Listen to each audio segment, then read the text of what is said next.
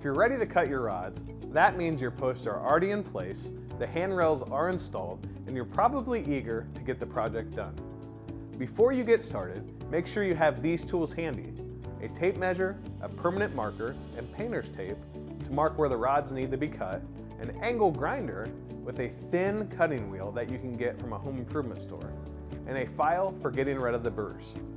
The thin cutting wheel on the angle grinder will cut out the rods faster and also make fewer burrs. Be sure to wear eye protection.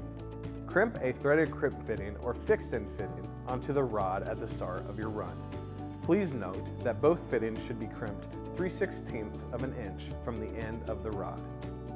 If you have a tension fitting end, you'll thread a tension receiver onto the threaded crimp fitting 3 full turns. Then, seat the tension receiver all the way back into the post.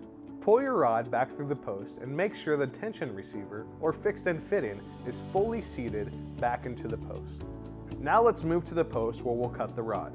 Use your painter's tape to mark the rod, level with the inside edge of the post like this. If on a level run, pull the rod back out of the post and mark 1 inch from the tape with your permanent marker. If on an angled run, the measurement will be 1 3/4 inches. Use your angle grinder with its thin cutting wheel to cut at the mark.